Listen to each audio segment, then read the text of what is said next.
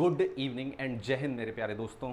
जैसा कि हमने देखा था, हम लोग जैसा कि आपने देखा होगा थंबनेल लगा था कि हम लोग फरवरी के, क्योंकि हम लोगों को दिसंबर तक जाना है तो हम फरवरी से फिर से फरवरी आपकी दो हिस्सों में बांट दी गई है, पार्ट 1 एंड पार्ट 2। जो अगला हिस्सा होगा वो आपका रिलेटेड मेनली इकोनॉमिक सर्वे यानी आर्थिक सर्वेक्षण और आपका बजट से ज़्यादा क्वेश्चंस होंगे उसमें। और अगर यहीं पे हम देखें, आज जो हमारा सेक्शन है वो other part of the current affair रहेगा। समझ रहे हैं? सभी लोग जुड़ जाएंगे और हम लोग आगे बढ़ते हैं, अपनी क्लास को जो है स्टार्ट करते हैं। करंट अफेयर्स फरवरी पार्ट 1 रहेगा हमारा और पहला क्वेश्चन हम लोग इस पे करने जा रहे हैं। देखिए, पहले प्रश्न की तरफ देखिए, नजरें गड़ाइए और उत्तर दीजिए। चलिए बताइए, इस प्रश्न का सही उत्तर क्या होगा? दादा साहब फाल्के अंतर्राष्ट्रीय फिल्म महोत्सव पुरस्कार 2022 में सर्वश्रेष्ठ फिल्म पुरस्कार किसे दिया गया? मेरे लाल, सही उत्तर बताना है which is the best film after international film fair awards of Dada Saheb Phalke. Dada Saheb Phalke film award में बेस्ट फिल्म का अवार्ड किसे दिया गया है? सही उत्तर बताइए।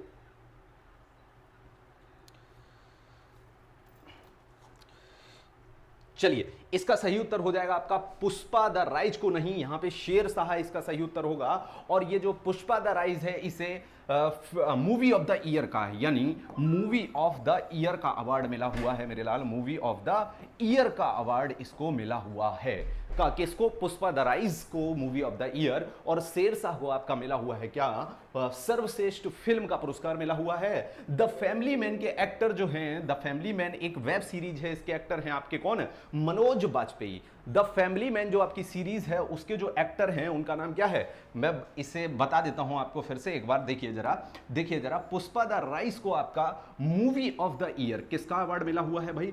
Movie of the year. किसका अवार्ड मिला हुआ है भाई? Movie of the year. और इस प्रश्न का सही उत्तर शेरशाह हो जाएगा। द फैमिली मैन 2 की बात करें तो इस वेब सीरीज के अंतर्गत बहुत से लोग, good evening Soni Gupta, good evening ma'am Pushpa is not the right answer. Right answer क्या होगा? Shershaah, best selling Kashmir files.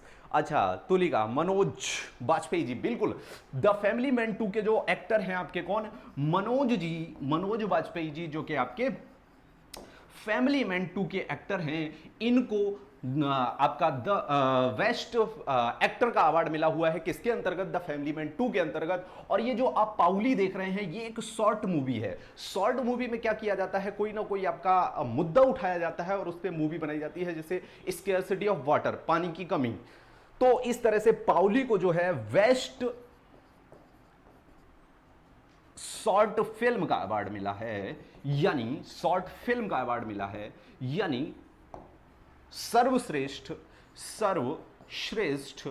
लघु फिल्म। कौन सी भाई? सर्वश्रेष्ठ लघु फिल्म का अवार्ड किसे मिला है? दादा साहब फाल्के अवार्ड के अंतर्गत। तो आपका मिला है किसको? पाउली को। और अगर यहां पे हम आपका जो है ध्यान केंद्रित करें, अनदर राउंड जो मूवी आपको देखने में लग रही होगी, ये आपकी जो है फॉरेन मूवी है, यानी विदेशी मूवी है। और इसको फॉरेन मूवी का सबसे बेस्ट मूवी का अवार्ड मिला हुआ है। तो 5 के 5 चीजें समझ गए होंगे। पुष्पा द राइज को आपका क्या मिला है? मूवी ऑफ द ईयर का अवार्ड। शेरशाह को आपकी सर्वश्रेष्ठ यानी बेस्ट फिल्म का अवार्ड मिला है। मनोज बाजपेयी जी को द फैमिली मैन 2 के अंतर्गत बेस्ट एक्टर का अवार्ड मिला है। और जो सर्वश्रेष्ठ लघु फिल्म है यानी बेस्ट शॉर्ट फिल्म है वो पाउली है। और जो फॉरेन यानी विदेशी सर्वश्रेष्ठ मूवी का अवार्ड अनदर राउंड को मिला हुआ है। तो इतनी बात सभी को क्लियर हो गई होगी। चलिए, जानवी चाबुक भी जुड़ चुके हैं। Good evening, very good evening Manoj, good evening Seema Yadav, very good evening बच्चा। Pushpa the rise. चलिए आगे चलते हैं, हम लोग अगले प्रश्न की तरफ मूव कर जाते हैं। अगले प्रश्न का सही उत्तर बताएं। अगले प्रश्न का सही उत्तर क्या होगा? इकोनॉमिस्ट इंटेलिजेंस यूनिट यानी EUI, इकोनॉमिक इंटेलिजेंस यूनिट यानी EUI, इसका क्या होगा भाई? इकोनॉमिक इंटेलिजेंस यूनिट यानी EUI। EUI जो डेमोक्रेसी इंडेक्स लॉन्च करता है, यानी लोकतंत्र सूचकांक जो है जारी करता है, उसके अंदर 46वां स्थान किसने पाया है, यह पूछा जा रहा है आपसे इस प्रश्न के अंदर। अब इसमें समझ लीजिए जरा, जो डेमोक्रेसी इंडेक्स होती है वो देश के अंदर डेमोक्रेसी जो इंडेक्स होती है, प्रियांशु त्रिपाठी बिल्कुल शानदार सही उत्तर है मेरे लाल, इंडिया। लेकिन माई एम आप नॉर्वे को ले जाएंगे तो Norway is the first country, यानी पहला जो स्थान प्राप्त हुआ है लोकतंत्र के सूचकांक के अंतर्गत, जो कि आपका किसके द्वारा, इकोनॉमिक इंटेलिजेंस यूनिट, यहां पे ये थोड़ा सा करेक्ट करना है हम लोगों को, क्या, इकोनॉमिक इंटेलिजेंस यूनिट EIU। तो EIU के अंतर्गत नॉर्वे को प्रथम स्थान, यानी कौन सा, प्रथम स्थान यानी फर्स्ट पोजीशन मिली है, न्यूजीलैंड को सेकंड पोजीशन मिली हुई है मेरे लाल, और भारत को 46वां आपका स्थान मिला हुआ है। 46th पोजीशन कब, 2022 के अंतर्गत मिली हुई है। लेकिन ये जो लोकतंत्र है, ये किसी भी देश के लोकतंत्र को पहचानते कैसे हैं, तो इसका समझ लेते हैं थोड़ा सा कि वहां की चुनावी प्रक्रिया, इनका मेन प्रोसेस होता है कि वहां पे चुनावी प्रक्रिया कैसे होती है, चुनाव कैसे किए जाते हैं। दूसरी चीज ये लोग देखते हैं कि उस देश में माइनॉरिटीज यानी अल्पसंख्यकों का क्या वहां पे कितना उन्हें जो है रिस्पेक्ट दिया जाता है, या हम कहें उनका चुनावी प्रक्रिया में कितना योगदान रहता है, यानी अल्पसंख्यकों को नजरअंदाज तो नहीं किया जाता है। और ऐसे ही छोटे छोटे फैक्ट्स देखे जाते हैं। वेस्ट डेमोक्रेसी आपकी नॉर्वे की हो जाएगी, बिल्कुल तुलिका, और यहां पे 46th पोजीशन जो है आपकी भारत की हो जाएगी। और अब बताइए म्यांमार को क्या रैंक देगा आपका EUI यानी EIU यानी इकोनॉमिक इंटेलिजेंस यूनिट आपका नॉर्वे को, सॉरी, म्यांमार को कौन सी पोजीशन देगा, क्योंकि म्यांमार लोकतंत्र नहीं है, अब ये आपका सैन्य तंत्र यानी स्ट्रेटोक्रेसी हो चुका है। क्या हो चुका है म्यांमार आपका सैन्य तंत्र यानी स्ट्रेटोक्रेसी हो चुका है। और स्टेटोक्रेसी होने की वजह से इसकी रैंक जो आई है वो 166 आई है। और इसके बाद किसकी पोजीशन हो सकती है, तो 167 जो रैंक है वो किसकी है मेरे लाल, वो अफगानिस्तान की है। क्योंकि अफगानिस्तान में तो आतंकी संगठन ने अपना राज स्थापित कर लिया है, और इसी के साथ अफगानिस्तान सबसे लास्ट है इस लिस्ट के अंदर। मेरे लाल इतनी बात आपको समझ में आ गई होगी। अच्छे प्रश्न है, याद रखना। भारत की पोजीशन आपकी 46वीं थी, और अगर बात करें हम 2022 में जो पोजीशन है भारत की, ये कब किस ईयर से नापी होगी, यानी कब किस ईयर के आंकलन, किस साल के आंकलन के तहत 2022 में 46वीं पोजीशन भारत को दी होगी, तो 2021 की जो है आपकी रिपोर्टिंग की होगी इन लोगों ने, तब 2022 में ये आपकी जो है रिपोर्ट प्रस्तुत की होगी। लेकिन अगर हम बात करें 2020 के अंतर्गत, 2020 में रिपोर्टिंग के बाद जो 2021 में इन्होंने सूचकांक बनाया था, वो 2021 में जो भारत की रैंक थी वो थी 53वीं। तो 53 से हम लोग 46 पे आ गए हैं, और धीरे धीरे हो सकता है हम लोग आगे बढ़ते चले जाएं। बिल्कुल Tulika Sen, Pakistan was once stratocracy, you can say Pakistan is now as well a stratocracy nation, Myanmar say is accused of genocide. हाँ, कह सकते हो जिनोसाइड, लेकिन जिनोसाइड आपका एक नस्ल संबंधी आपका जिनोसाइड होता है। जिनोसाइड जो है नहीं कहेंगे हम उसे कहेंगे एक जीनोसाइड नहीं, एक बड़े लेवल पे, मतलब उसमें किसी एक विशेष नस्ल को नहीं, पूरे ही देश के लोगों को जो है क्या किया जा रहा है, मारा जा रहा है, या उन्हें जो है टारगेट किया जा रहा है। चलिए अगले प्रश्न की तरफ हम लोग बढ़ के चलते हैं। देखो यहां पे एक चीज और याद रखना, ये 0 से 10 नंबर के बीच में आपका इकोनॉमिक इंटेलिजेंस यूनिट जो है आपका रैंकिंग नंबर प्रोवाइड करता है किसी भी देश को। समझ रहे हैं? इतनी बातें सभी को क्लियर हो गई होगी। चलिए अगले प्रश्न की तरफ हम लोग मूव कर जाते हैं। चलिए बताइए अगले प्रश्न का सही उत्तर क्या होने वाला है। सभी लोग ऑप्शन चुनेंगे। यूक्रेन से भारतीयों को निकालने के लिए 27 फरवरी 2022 को कौन सा ऑपरेशन लॉन्च हुआ? Which operation was launched on February 27, 2022 to evacuate Indians from Ukraine। Ukraine से निकालने के लिए, जैसे कि रशिया और यूक्रेन के बीच आपने देखा ही बहुत बड़ा दंगा चल रहा है, तो भारतीय सरकार ने यूक्रेन से अपने देशवासियों को निकालने के लिए कौन सा मिशन या ऑपरेशन लॉन्च किया है? सर पेन कलर येलो कर लो। ओके, चलिए मैं येलो कर लेता हूं, आपने जैसा बोला है। देख लेते हैं भाई, येलो में ऐसा कुछ खास नहीं है मेरे लाल। चलिए, ऑपरेशन गंगा, तुलिका सेन, बहुत अच्छा बहुत अच्छा। ऑपरेशन गंगा, दीपक यादव भी बिल्कुल सही, बहुत सही, बहुत शानदार बहुत शानदार। Operation Ganga is the right answer of that question. Operation Ganga हमारी सरकार ने लॉन्च किया है। कहां से? भारतीयों को निकालने के लिए। तो भारतीयों को कहां से निकाला जाएगा? यूक्रेन से निकाला जाएगा। और अगर ऑपरेशन समुद्र सेतु की बात करेंगे और ऑपरेशन वंदे भारत मिशन की बात करेंगे, तो वंदे भारत मिशन आपका, ये वंदे भारत मिशन तब लॉन्च हुआ था जब आपका कोविड चल रहा था। तो कोविड के समय में जो भारतीय स्टूडेंट बाहर किसी देश विदेश में पढ़ रहे थे, उनको वहां से कोविड के टाइम में निकालने के लिए ऑपरेशन वंदे भारत जो है लॉन्च किया गया था। कब? आपका 7 मई 2020 को। और यहां पे ये दूसरा जो ऑपरेशन है, ऑपरेशन समुद्र सेतु, ये आपका जो हमारे नेबरिंग कंट्रीज हैं, जो हमारे पड़ोसी देश हैं, उसमें ऑक्सीजन सप्लाई के लिए लॉन्च किया गया था। यानी हम अपने पड़ोसियों की हेल्प करने की कोशिश की है। कौन से ऑपरेशन के तहत? ऑपरेशन समुद्र सेतु। तो मेरे लाल याद रखना, वंदे भारत मिशन एरोप्लेन वाला था, क्योंकि हमें लोगों को इवैक्यूएट एरोप्लेन से करना है। लेकिन ऑपरेशन समुद्र सेतु जो है आपका, वो नौसैनिक ऑपरेशन रहेगा। इतनी बात सभी को क्लियर हो गई होगी। और अगर हम ऑपरेशन किसकी? ऑपरेशन समुद्र सेतु की बात करेंगे। अगर हम ऑपरेशन समुद्र सेतु की बात करेंगे, तो आपका समुद्र सेतु जो ऑपरेशन है वो भी कब? मई 2020 में ही लॉन्च हुआ था। तो दोनों याद रखना, एक ही चीज से ऑपरेशन समुद्र सेतु और operation Vande Bharat mission Covid के समय में लॉन्च हुए थे। ऑपरेशन समुद्र सेतु आपकी ऑक्सीजन सप्लाई किसको? पड़ोसी राज्यों, पड़ोसी देशों के लिए आपकी किसकी सप्लाई? पड़ोसी देशों के लिए आपकी सप्लाई किसकी? सॉरी फॉर दैट, पड़ोसी देशों के लिए आपके ऑक्सीजन की सप्लाई के लिए ये लॉन्च हुआ था। मेरे लाल इतनी बात समझ में आ गई होगी आपको।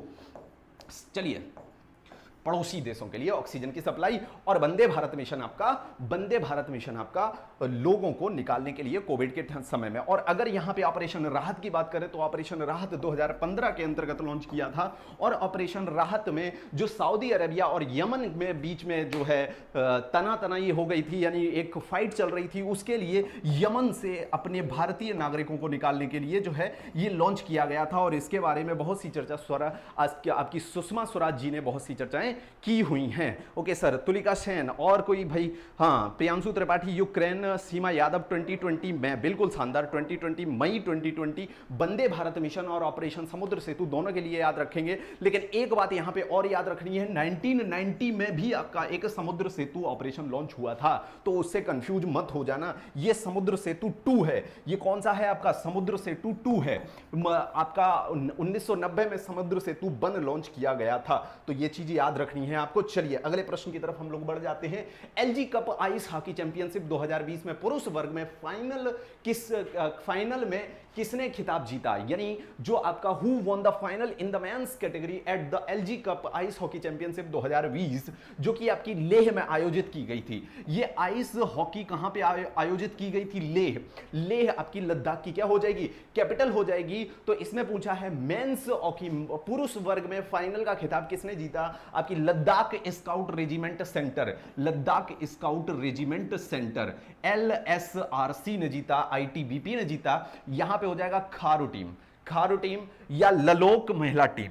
किसने जीता? तो याद रखना मेरे लाल, याद रखना, इसको जीता लद्दाख स्काउट रेजिमेंट सेंटर ने। किसे हरा के? ITBP को हरा के। और अगर हम महिला टीम की बात करें, तो महिला वर्ग में कौन जीता? तो ये आपकी खारू टीम जीती। और किसे हराया था? ललोक महिला टीम को हराया था। तो दोनों याद रखना है, खारू टीम आपकी महिला वर्ग में जीती थी। और आपकी बिल्कुल बिल्कुल बहुत से लोग सही आंसर दे रहे हैं। बिल्कुल, माई एम, सीमा यादव, वो दीपक यादव, वो सोनी गुप्ता, आपके Tulika Sen. Next hockey man Tulika, my ma'am, बिल्कुल बिल्कुल। बच्चा उतना ही करो जितना आए एग्जाम में, ज्यादा आपके पीछे भागने से उतना भी छूट जाए जितना आने वाला है, तो क्या ही फायदा होगा आपका मेरे लाल, समझना। तो Ladakh scout regiment centre ITBP को हरा के जीता है। खारू टीम आपकी जो महिला टीम है, वो ललोक महिला टीम को हरा के जीती है। चलिए अगले प्रश्न की तरफ हम लोग बढ़ जाते हैं। तो आपकी ये जो कब आयोजित कब हुई थी? तो आपकी 20 से 23 फरवरी के बीच में आयोजित हुई थी, कहां पे आयोजित हुई थी? तो लेह में आपकी आयोजित हुई थी। चलिए आगे चलते हैं, अगले प्रश्न की तरफ हम लोग मूव कर जाते हैं। चलिए बताइए, इस प्रश्न का सही उत्तर बताइएगा। प्रो कबड्डी लीग के 8वें संस्करण, प्रो कबड्डी लीग के 8वें संस्करण, सॉरी, यूक्रेन से भारतीयों को निकालने, ये हो गया हम लोगों का। अगला प्रश्न ये भी हो गया। हाँ, प्रो कबड्डी लीग के 8वें संस्करण में most valuable player of the season, most valuable player of the season का खिताब किसे मिला? Who got the title of most valuable player of the season in 18th edition of Pro Kabaddi League? Naveen Kumar, Mohit Goyal नहीं, मोहित मोयल, मोहम्मद रजा चियाने, पवन शहरावत। किसको आपका most valuable player of the season का award मिला है? तो यहां पे आपको याद रखना है, प्रो कबड्डी का 8वां संस्करण कहां पे हुआ था भाई? बताइए, सभी आंसर सभी जल्दी से करेंगे क्या? चलिए बताइए, कहां पे इसका आयोजन हुआ था? जल्दी बताइए, कमेंट सेक्शन में सभी लोग बताएंगे इसका आयोजन कहां पे हुआ था। ये इसका आयोजन हुआ कब था? तो आपको ये याद रखना है, 22 दिसंबर से लेके आपका, कब से? 22 दिसंबर से लेके आपका 25 फरवरी तक आयोजन हुआ है। और कहां पे हुआ है? तो आपका कर्नाटक के अंदर हुआ है। कर्नाटक के अंदर आपका इसका आयोजन हुआ है 22 दिसंबर से लेके 25 फरवरी के बीच में। और most valuable player of the year का अवार्ड आपका नवीन कुमार ने जीता है। किसने जीता है भाई? नवीन कुमार ने जीता है। और आपके मोहित मोयल ने जो जीता है वो जीता है emerging player of the season. Emerging player of the season का अवार्ड जीता है, emerging player of the season, emerging player of the season. और अगर मोहम्मद रजा चियाने की बात करें तो ये डिफेंडर ऑफ द सीजन का अवार्ड जीता है, क्योंकि आप जानते हैं ये फुटबॉल कबड्डी है तो डिफेंड करना पड़ता है। इसमें डिफेंडर ऑफ द सीजन का अवार्ड जीता हुआ है, डिफेंडर ऑफ द सीजन का अवार्ड जीता हुआ है। और पवन शहरावत की अगर बात करें तो रेंडर ऑफ द सीजन का अवार्ड इन्होंने जीता हुआ है इसके अंदर। लेकिन आपको जो याद रखना है वो याद रखना है नवीन कुमार के साथ मोहित मोयल। और आपको याद रखना है कि इस 8वां संस्करण प्रो कबड्डी लीग का कहां पे आयोजित हुआ? तो कर्नाटक के अंदर आयोजित हुआ। और इसके आपके जो most valuable player of the season रहेंगे वो नवीन कुमार रहेंगे और मोहित मोयल आपके emerging player of the season रहेंगे। चलिए ओके, कंफ्यूजन दूर हो गया ना सीमा। चलिए आगे, पापोरी, बिल्कुल सभी लोग हमसे ज्वाइन हो चुके हैं। ओके सर जी। चलिए जानवी, चलिए आगे अगले प्रश्न की हम लोग चर्चा कर लेते हैं। आइए अगले प्रश्न को देखिए और सही उत्तर दीजिए। इनमें से कौन से कप फुटबॉल से संबंधित है? Which of the following cup is related to football? EFL cup, AFC cup, FIFA club world cup या उपरोक्त सभी? सभी का उत्तर सही आना चाहिए। इस प्रश्न का उत्तर सभी का सही आना चाहिए। जल्दी बताइए इस प्रश्न का सही उत्तर क्या होने वाला है? चलिए जल्दी से बताइए। चलिए हम एक एक करके इनकी जानकारी लिख देते हैं। तो जो आपका ईएफएल कप है, ईएफएल कप जो है आपका 2022 का ईएफएल कप आपका कहां पे आयोजित हुआ है? तो ये आपका लंदन में जो है आयोजित हुआ है। और ये इसका कौन सा संस्करण था? तो 9th संस्करण था। आप 9th संस्करण भी याद कर सकते हैं इन चीजों को, लेकिन इतना आपका इंपॉर्टेंट नहीं रहेगा। यहां पे दूसरी चीज आपको याद रखनी है, वो रखनी है कि जीता कौन? तो लिवरपूल जीता है आपका। इस कप का जो है जीतने वाला इंसान लिवरपूल है और ये इसने जो है सबको हरा के नमी बार जीता है। बिल्कुल सही आपका उत्तर है, सभी का उत्तर आंसर आ रहा है all of the above. EFL cup आपका किससे संबंधित है? फुटबॉल से संबंधित है। 9वां संस्करण लंदन के अंदर आयोजित हुआ और इसको जीतने वाला कौन है? तो लिवरपूल, जो आपकी लिवरपूल एक यूनियन है फुटबॉल की, या हम कहेंगे एक टीम है। जैसे आप सीएसके देखते हैं, जैसे आप राजस्थान रॉयल्स देखते हैं, जैसे आप ये टीम्स देखते हैं, ऐसे ही आपकी लिवरपूल भी है। तो इसने जीता हुआ है। और अगर हम आगे एएफसी वुमेन्स की बात करें, एशियन फेडरेशन आपकी एशियन फुटबॉल कॉन्फेडरेशन है, जो एशियन फुटबॉल कॉन्फेडरेशन है, एशियन फुटबॉल कॉन्फेडरेशन है, इसका आयोजन आपका कहां पे हुआ? तो मेरे लाल समझ लेना, इसका आयोजन आपके कहां पे हुआ था? आपके ही देश, आपके ही प्यारे शहर मुंबई के अंदर इसका आयोजन हुआ था। और अगर हम इसकी बात करें तो इसका कौन सा संस्करण था? तो इसका 20वां 20th संस्करण था, ये 20वां संस्करण था जिसका आयोजन कहां पे हुआ था? मुंबई के अंदर हुआ था। और इसमें जो है जीता कौन? तो इसमें चाइनीज आपके चाऊ चाऊ इस जो है सीरीज को ले गए जीत के। और किसको हराया? तो साउथ अफ्रीका को मेरे लाल हरा के ये कहां ले गए? सीरीज चाइना में ले गए। और इसका आयोजन 20 जनवरी से लेके 6 फरवरी के बीच में हुआ था मेरे लाल। इसका आयोजन 20 जनवरी से लेके 6 फरवरी के 20 जनवरी से लेके 6 फरवरी के बीच में हुआ था। 6 फरवरी के बीच में हुआ था मेरे लाल। और इस श्रृंखला में जो है जीता कौन? तो चाइना इसमें जीत के इस कप को अपने यहां ले गया। एशियन फुटबॉल कॉन्फेडरेशन जो है आपका मुंबई में कौन सा संस्करण? 20वां संस्करण इसका आयोजित किया गया था। अब अगर हम फीफा वर्ल्ड कप की बात करें तो फीफा वर्ल्ड कप में बस आप इतना जान लें कि फीफा वर्ल्ड कप आपका जो है, फीफा वर्ल्ड कप आपका जो है कहां पे आयोजित हुआ है? इसका संस्करण ये कहां पे आयोजित हुआ? तो ये आपका अबू धाबी में आयोजित किया गया। अबू धाबी में आयोजित किया गया। और अगर यहां पे हम आपको बताएं कि इसको जीतने वाला कौन था, तो इसको जीतने वाले चेल्सी थे, जो कि जो आपकी एक ऐसा ही संगठन है जैसे आपके जो आईपीएल में टीम्स बनती हैं, ऐसी चेल्सी इसको जीत के ले गया। और हराया किसको? तो आपके पाल्मे राइस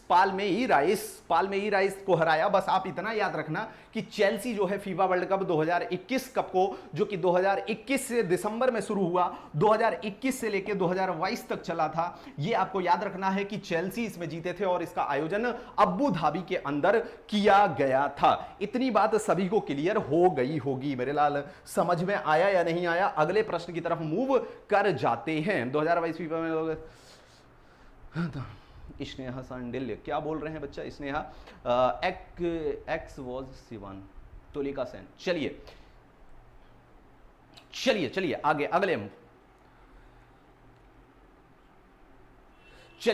आगे अगले प्रश्न की तरफ बढ़ जाते हैं। अगले प्रश्न का सही उत्तर बताएंगे। मास्को बुशु स्टार्स चैंपियनशिप में जूनियर टूर्नामेंट में स्वर्ण पदक जीतने वाली हैं।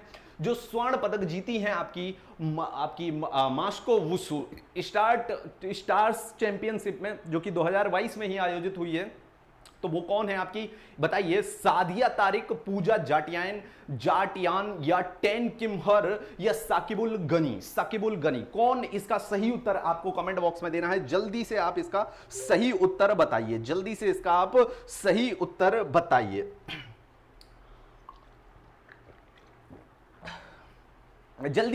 का सही उत्तर बताएंगे। तो तब तक के लिए हम आपको यह बता देते हैं, यह जानकारी दे देते हैं। किसी का उत्तर आया सही? डी। अच्छा, एक लोगों का आया है डी साकिबुल गनी। नहीं मेरे लाल, आप गलत थे। आपने सही अपने आंसर को जो है हटा दिया है। चलिए आप बताते हैं आपको हम क्या कि ये मास्को बुशु स्टार चैंपियनशिप ये किससे संबंधित है? तो ये मार्शल आर्ट से संबंधित है। किससे भाई? मार्शल आर्ट से संबंधित है। और ये मार्शल आर्ट चैंपियनशिप कहां पे आयोजित हुई? तो ये आपकी मॉस्को में आयोजित हुई। कहां पे? मॉस्को किसकी राजधानी है? तो आप सभी जानते हैं रूस की राजधानी मॉस्को है। और ये 22 से 28 फरवरी के बीच में आपकी आयोजित की गई है। 22 से 28 फरवरी के बीच में आयोजित की गई है। और इसका जो स्वर्ण पदक विजेता है, और ये कैसी और इसके स्वर्ण पदक जो विजेता है वो सादिया तारिक हैं, जो कि आपकी कहां से बिलोंग करती हैं? ये आपकी जम्मू एंड कश्मीर से बिलोंग करती हैं। ये बात याद रखना। और अगर हम पूजा जाटियान की बात करें, अगर हम बात करें तो ये आपकी पैरा तीरंदाज हैं। क्या है भाई? पैरा तीरंदाज।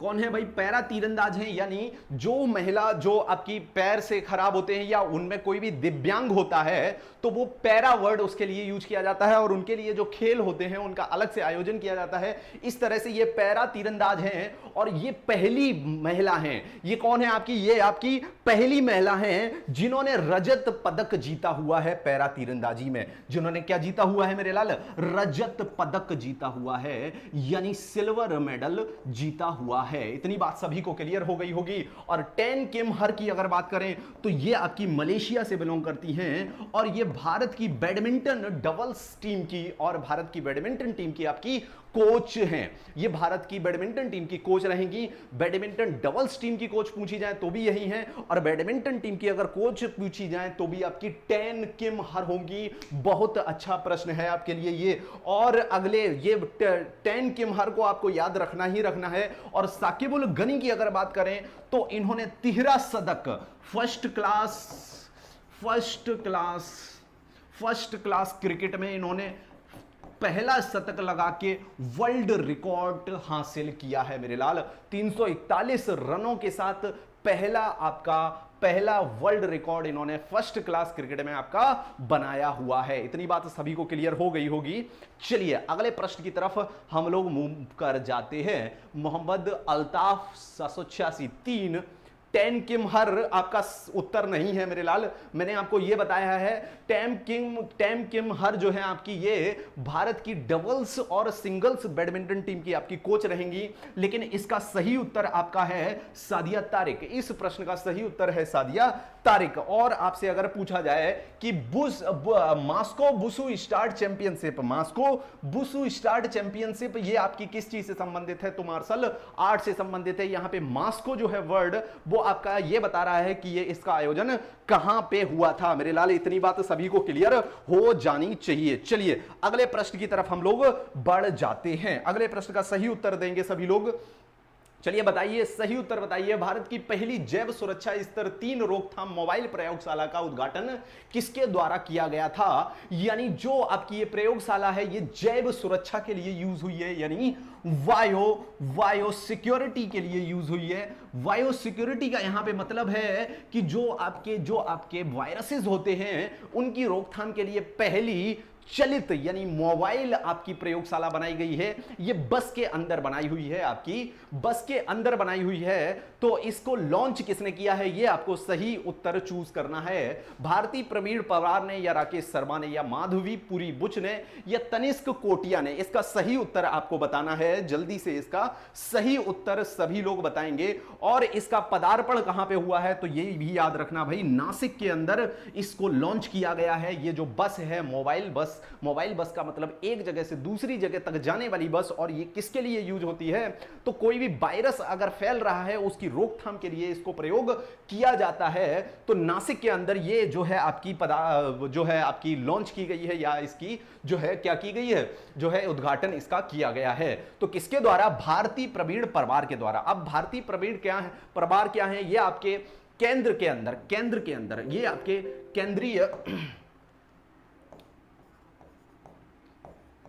केंद्र यानी सेंट्रल गवर्नमेंट के अंदर आपके सेंट्रल गवर्नमेंट के अंदर health health and family welfare minister हैं। Health and family welfare minister हैं। किसके अंदर भाई? सेंट्रल गवर्नमेंट के अंदर। अगर इसे हिंदी में लिखेंगे तो स्वास्थ्य एवं परिवार कल्याण मंत्री हैं। ये आपके इन्होंने लॉन्च किया है क्या? जैव सुरक्षा स्तर 3 की रोकथाम मोबाइल प्रयोगशाला जो कि बस के अंदर लॉन्च हुई है। अगर हम यहां पे राकेश शर्मा की किसकी बात करेंगे भाई? राकेश शर्मा की अगर हम यहां पे बात करें, किसकी बात करें भाई? राकेश शर्मा की अगर हम यहां पे बात कर लें तो ये आपके आईडीवीआई के मैनेजिंग डायरेक्टर यानी आईडीवीआई के एमडी नए अभी नियुक्त हुए हैं। तो ये याद रखना राकेश शर्मा के बारे में। और माधवी पुरी बुच इनके बारे में आपको जरूर से जरूर याद रखना है। और मेरे लाल इनको क्यों याद रखना है तो समझ लेना। माधवी पुरी बुच जो है वो आपकी सेबी जो आपकी stock exchange board of India है, जो आपने सुना होगा, जो आपके क्या होते हैं, जो आपके स्टॉक्स होते हैं, स्टॉक्स में जो लोग इन्वेस्ट करते हैं उससे संबंधित एक आपकी ये रेगुलेटरी अथॉरिटी है जो कि रेगुलेट करती है भारत के अंदर स्टॉक एक्सचेंज को। तो स्टॉक एक्सचेंज के लिए जो सेबी एक बोर्ड बना है, stock exchange board of India, इसकी पहली महिला चेयरपर्सन, पहली महिला आपकी अध्यक्ष चुनी गई है। कौन? माधवी पुरी बुच। तो इनको याद रखना ही रखना है। और तनिष्क कोटिया की बात करें तो तनिष्क कोटिया आपके 17 शतरंज से संबंधित रहेंगे। किससे संबंधित रहेंगे? तो आपके तनिष्क कोटिया आपके शतरंज के खिलाड़ी, और इनके साथ रिधिका कोटिया। कौन भाई? रिधिका कोटिया भी इनके साथ, ये दोनों के दोनों आपके किससे संबंधित? चेस यानी शतरंज से संबंधित खिलाड़ी हैं। और इनके बारे में एक और चीज जान लीजिए कि अभी हाल ही में ये गुरुग्राम यानी गुरुग्राम में जो बेटी बचाओ बेटी पढ़ाओ आंदोलन है, उसके तहत गुरुग्राम में ये उसके एम्बेसडर बने हुए हैं गुरुग्राम के अंदर। तो ये वाला आपका फैक्ट इतना इंपॉर्टेंट नहीं है, लेकिन तनिष्क कोटिया और रिधिका कोटिया दोनों आपसे पूछे जा सकते हैं कि ये आपके किसके खिलाड़ी हैं। तो आपको याद रखना है ये आपके शतरंज के खिलाड़ी हैं। यहां पे माधवीपुरी बुच को आपको याद ही रखना है, क्योंकि ये सेबी की पहली महिला अध्यक्ष बनी हुई है। मेरे लाल समझना अगले प्रश्न को। भारत के पहले सौर फोटोवोल्टिक की स्थापना बीना मध्य प्रदेश में किसके द्वारा की गई? बस सौर फोटोवोल्टिक जो है आपका, ये बीना मध्य प्रदेश में स्थापित हुआ है। सौर फोटोवोल्टिक का मतलब है सोलर फोटोवोल्टिक।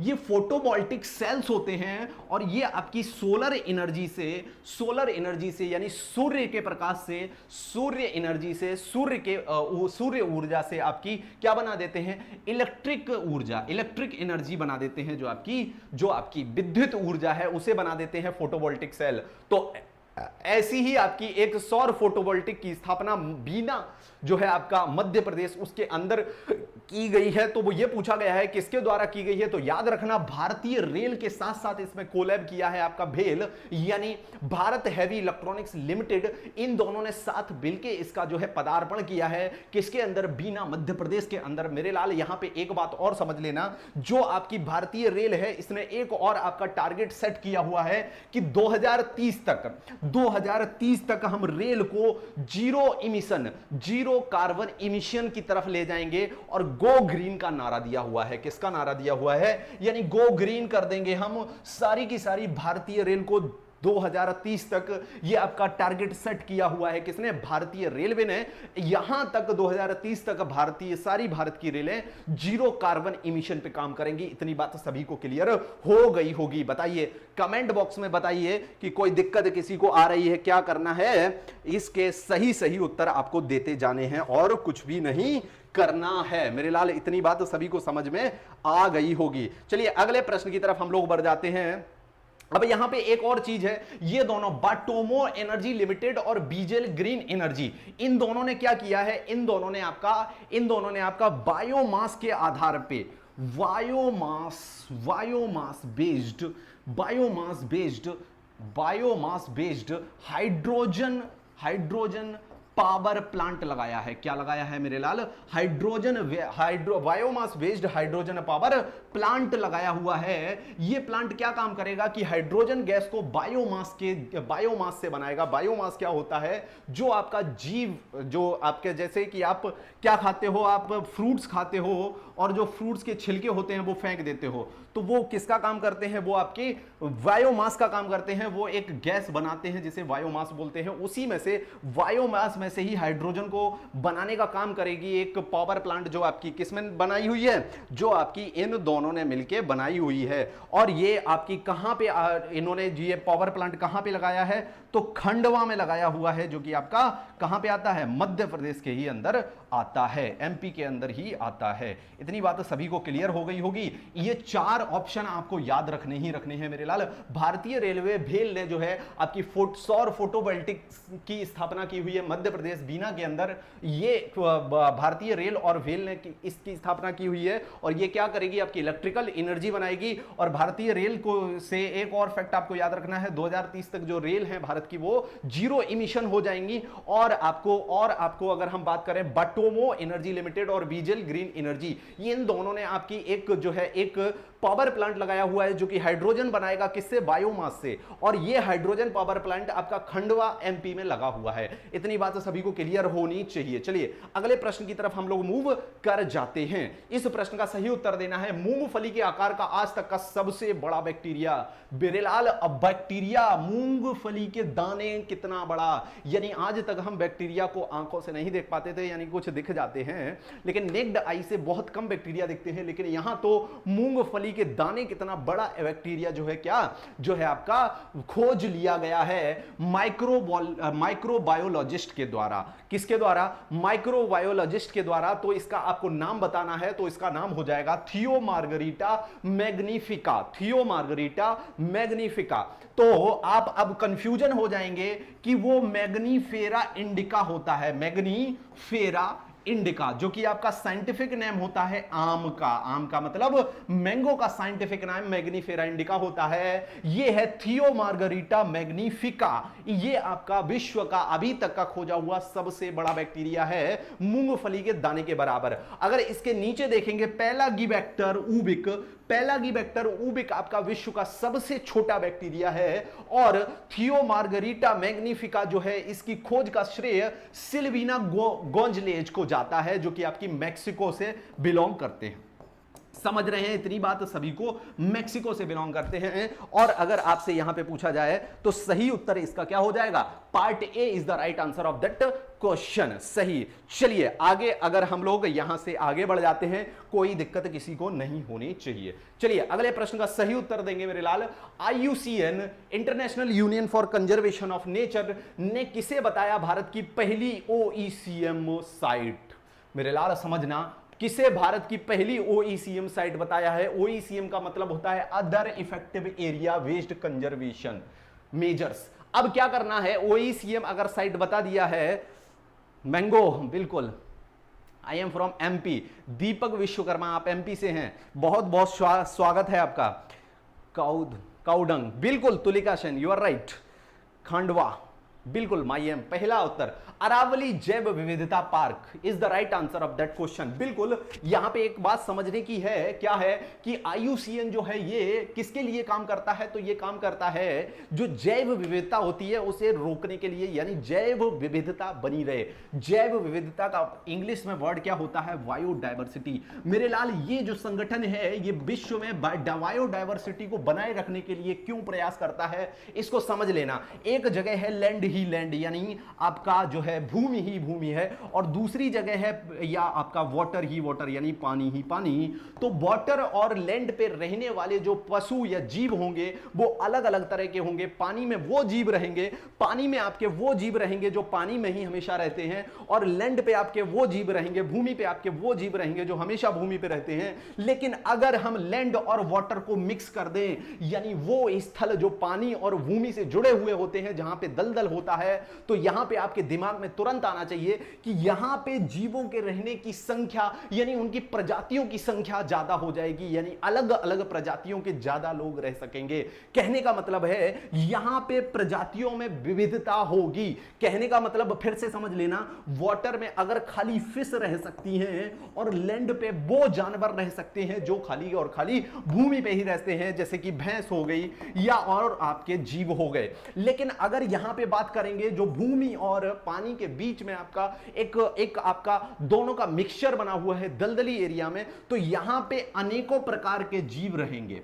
समझ रहे हैं? यानी अगर हम बात करें विविधता कहां मिलेगी जीवों में, यानी अलग अलग प्रजातियों के ज्यादा जीव कहां पे मिलेंगे, तो क्योंकि यहां पे वाटर वाले भी जो आपके समुद्र में रहते हैं वो भी जीव रह लेंगे, और जो लैंड यानी भूमि पे रहते हैं वो भी जीव रह लेंगे। तो यहां पे जीवों की विविधता यानी डायवर्सिटी मिलेगी। इसलिए ये पार्ट आपका इंपॉर्टेंट रहता है, क्योंकि यहां से जैव विविधता को पकड़ा जा सकता है, यानी बायोडायवर्सिटी को पकड़ा जा सकता है। इसलिए इन क्षेत्रों को जो दलदली इलाके होते हैं उसे बोल दिया जाता है आर्द्र भूमि। क्या बोल दिया जाता है? आर्द्र भूमि, यानी वेटलैंड्स। और आप जानते हैं कि विश्व के अलग अलग वेटलैंड्स को जो है, जो वेटलैंड साइट का दर्जा दिया जा रहा है, रामसार साइट्स का दर्जा दिया जा रहा है। तो यहां पे आपको याद रखना है क्या कि अरावली जैव विविधता पार्क जो है उसे जो IUCN ने है क्या बोला है, उसने बोला है ये अदर इफेक्टिव एरिया में आता है, यानी इफेक्ट हो रहा है इसमें, और इसे कंजर्वेशन मेजर्स की जरूरत है, यानी भारत सरकार को इसे कंजर्व करना चाहिए। अच्छा, अब पश्चिमी घाट हिमालय और उत्तर पूर्व राज्य से अगर बात किया जाए तो ये आपके जैव विविधता हॉटस्पॉट हैं, भारत के जैव विविधता हॉटस्पॉट। ये प्रश्न बार बार जो है आपके एग्जाम में पूछ लिया जाता है। यानी बायोडायवर्सिटी हॉटस्पॉट भारत में कहां कहां है, तो पश्चिमी घाट हिमालय और उत्तर पूर्व राज्य, ये तीन आपके बायोडायवर्सिटी हॉटस्पॉट भारत के अंदर रहेंगे। यहां पे एक और बायोडायवर्सिटी हॉटस्पॉट जोड़ लीजिए, सुंदरवन। कौन भाई? सुंदरवन, जो आपका सुंदरवन डेल्टा है वो भी बायोडायवर्सिटी हॉटस्पॉट है भारत के अंदर। आपके टोटल बायोडायवर्सिटी हॉटस्पॉट 4 है। ये बार बार आपका टीसीएट ये प्रश्न जरूर पूछता है, तो याद रखना मेरे लाल, इसको भी आपको याद रखना है साथ साथ में। अगले प्रश्न की तरफ बढ़ जाते हैं। कर्नाटक के बेलगांव में भारत और जापान के बीच 27 फरवरी से 10 मार्च 2022 में कौन सा सैन्य अभ्यास हुआ? आपको सैन्य अभ्यास के बारे में बताना है भारत और जापान के बीच में। बताइए। Dharma Guardian 2022, Milan 2022, Eastern Bridge, 6th ANC संयुक्त सुरक्षा अभ्यास। जल्दी बताइए।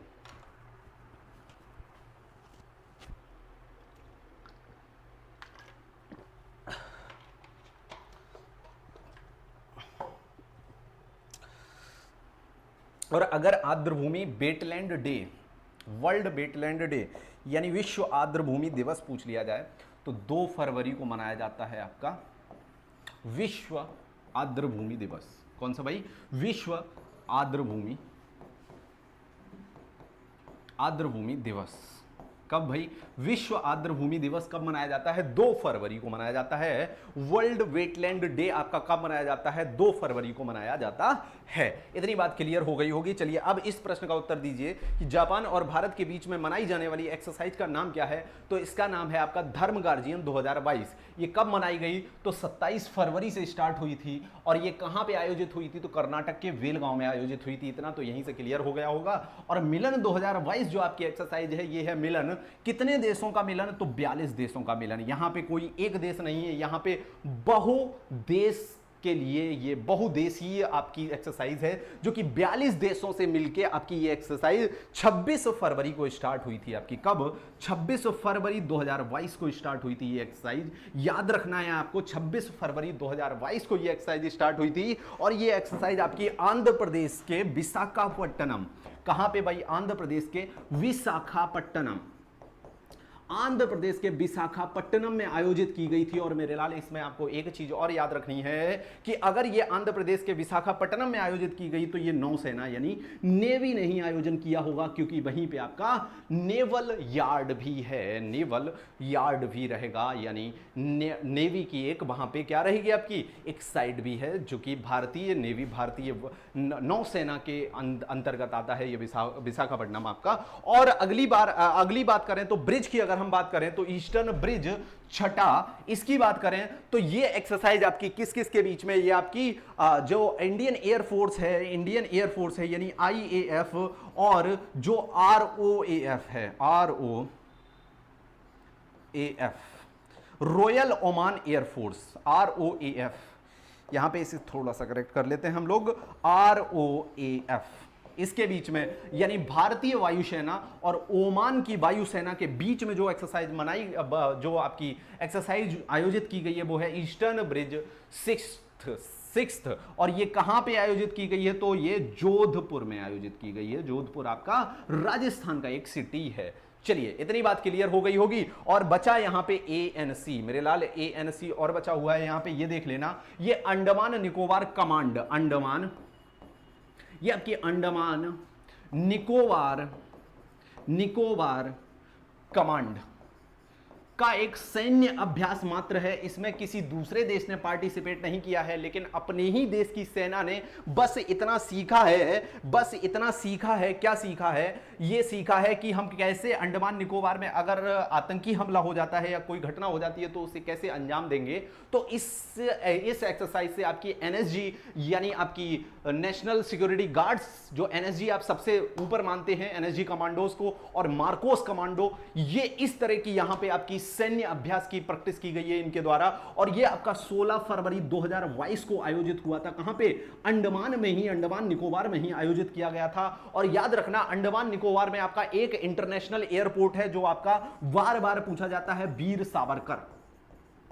वीर सावरकर, देखो आपको जो स्टडी करनी है वो टारगेटेड करनी है वीर सावरकर इंटरनेशनल एयरपोर्ट। आपको जो स्टडी करनी है वो टारगेटेड करनी है, आपको इधर उधर नहीं घूमना है। जो चीजें बार बार पूछी जा रही हैं वही चीजें आपकी जो है ज्यादा, यही जो टीसीएस से जो आपकी वो रहती है कि वो कैसे क्वेश्चन पूछेगा, तो वो जो है रिपीटेड ज्यादा करते हैं चीजों को, तो इसलिए हम लोग उसी टारगेट से चीजों को करेंगे। मेरे लाल इतनी बात समझ में आ गई होगी आपके। अगले प्रश्न की तरफ हम लोग मूव कर जाते हैं। सरकार ने बजट सत्र 2021-22 में क्रिप्टो करेंसी पर, यानी क्रिप्टो करेंसी से अगर आपको फायदा होता है तो आपको कितना टैक्स देना पड़ेगा, सॉरी कितना आपको, हाँ सही कितना आपको टैक्स देना पड़ेगा। क्रिप्टो करेंसी अगर आपको फायदा देती है, यानी क्रिप्टो करेंसी से आप व्यापार करते हैं, व्यापार ही है एक तरीके का, तो आपको कितना भारतीय सरकार को टैक्स देना पड़ेगा। सही उत्तर देने वाला कौन है, जल्दी बताइए।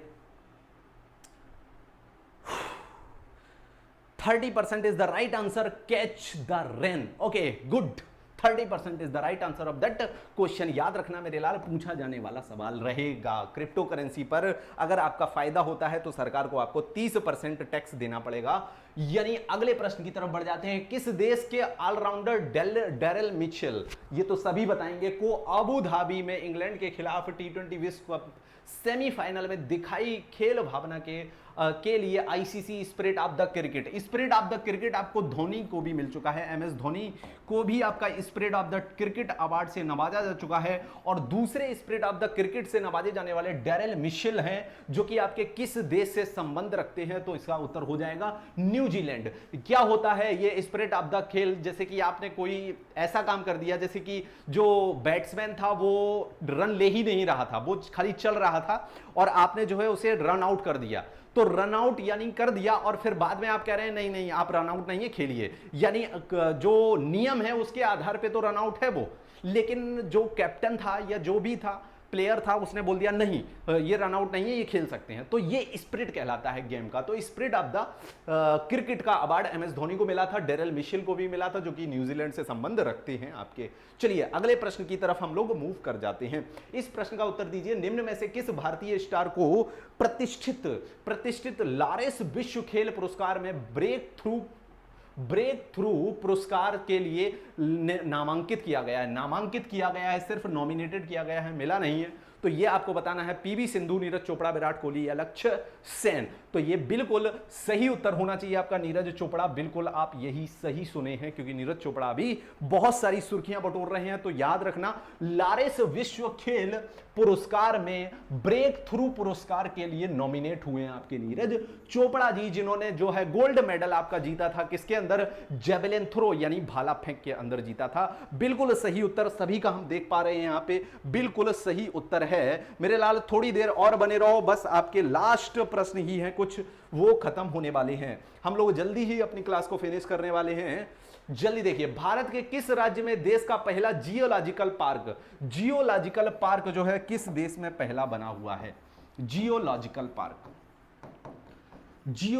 पार्क भारत के किस देश में पहला जियोलॉजिकल पार्क आपका बना हुआ है। तो इसका सही उत्तर, सॉरी हाँ ये प्रश्न था हमारा, जियोलॉजिकल पार्क भारत के किस राज्य में जियोलॉजिकल पार्क आपका बना हुआ है। मध्य प्रदेश, तमिलनाडु, झारखंड, बिहार। तो इसका सही उत्तर हो जाएगा Madhya Pradesh is the right answer of that question. Geological park, Bharat का पहला जियोलॉजिकल पार्क आपका मध्य प्रदेश के अंतर्गत बना हुआ है, मध्य प्रदेश के अंदर बना हुआ है। चलिए अगले प्रश्न की हम लोग चर्चा कर लेते हैं। यह प्रश्न है, रक्षा मंत्रालय ने दवाओं की होम डिलीवरी, रक्षा मंत्रालय ने यानी डिफेंस मिनिस्ट्री ने आपका दवाओं की होम डिलीवरी के लिए कौन सी जो है योजना शुरू की है। योग योजना, सेहत योजना, कर्म योजना या बचत योजना। तो सही उत्तर हो जाएगा सेहत योजना is the right answer of that question. बचत योजना नहीं है स्नेहा बेटा, ये है आपकी सेहत योजना। चलिए अगले प्रश्न की तरफ मूव कर जाते हैं। ये प्रश्न अच्छा था, डिफेंस मिनिस्ट्री से आपको याद रखना है, जो दवाओं के लिए होम डिलीवरी के लिए ये योजना चालू की गई है। भारत की यूपीआई प्रणाली, भारत की जो यूपीआई प्रणाली है, यूपीआई आप भी यूज करते होंगे, इसका फुल फॉर्म क्या है कमेंट सेक्शन में बताइए जल्दी।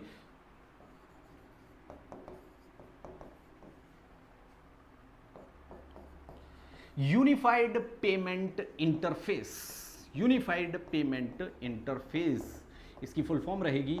और ये आपकी किस देश ने भी अप्लाई की है? भारत की जो यूपीआई है वो बहुत अच्छा काम कर रही है भारत में, और बहुत सी वाहवाही तो बटोर ही रही है, साथ में ये बहुत सा कमाई भी बटोर रही है। यहां पे देखना, Nepal is the right answer of that question. Nepal ने भी जो भारत की यूपीआई का सिस्टम है वही अपने देश में भी लागू कर लिया है।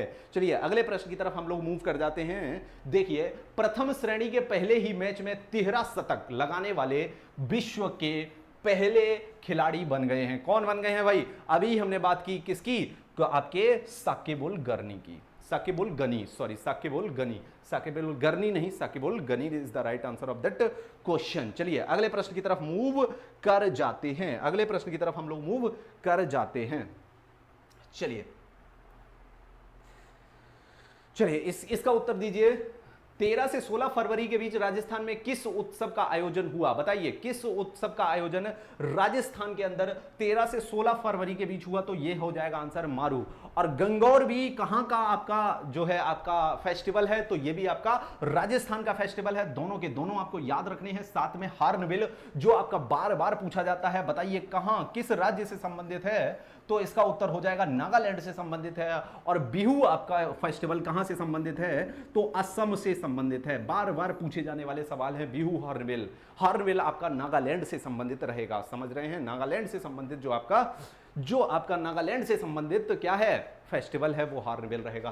कौन सा राज्य या केंद्र शासित प्रदेश राष्ट्रीय एकल खिड़की निर्गम प्रणाली में भाग लेने वाला पहला भागीदार बना? विच स्टेट और UT became the first participant to participate in the national single window issue, national single window issue system? बिल्कुल सही। चलिए बताइए, नेशनल सिंगल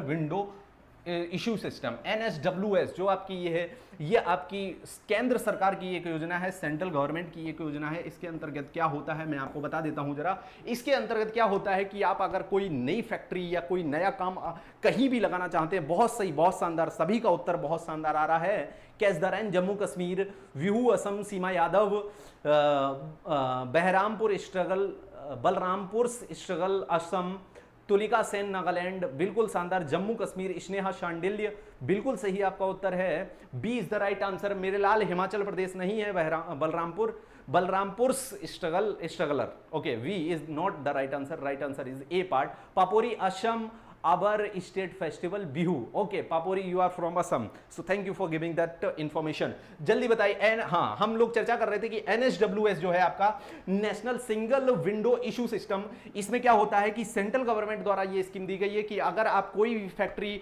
कोई भी बाहर से विदेश से आने वाले भारत में कोई भी फैक्ट्री खोलना चाहते हैं तो वो उन्हें जो है गवर्नमेंट से क्लियरेंस लेना पड़ता है। यानी यहां पे हम जो है आपकी जमीन खरीद रहे हैं या जमीन भाड़े पे ले रहे हैं और इस तरह से हम अपनी सेटअप करना चाहते हैं, तो गवर्नमेंट उन्हें जो है क्या देती है, असेंट देती है, सहमति देती है। तो उन कागजों को बनाने के लिए एक विंडो खोल दी गई है हमारी सेंट्रल गवर्नमेंट के द्वारा, और उस विंडो को अपनाने वाला पहला राज्य कौन सा बना? तो जम्मू कश्मीर आपका पहला राज्य बना है। तो ये आपकी बहुत इंपॉर्टेंट आपकी जानकारी रहेगी। इसी के साथ हम लोग अपने इस सेशन को एंड अप करते हैं। उम्मीद है कि आपको बहुत आनंद आया होगा जुड़ के इस सेशन से, और हम लोग इस तरह के करंट अफेयर्स जो सारे आपके एग्जाम पॉइंट ऑफ व्यू से ओरिएंटेड रहेंगे, हम लोग वही करंट अफेयर्स आपके कराते रहेंगे। पूरी जोश और पूरी एनर्जी के साथ हम लोग अपने हर सेशन को कराने की कोशिश करेंगे। और पढ़ते रहिए, आप रिवीजन करते रहिए और हेल्थी जरूर रहिए। चलिए, okay guys, bye bye, take care, have a nice day guys, thank you.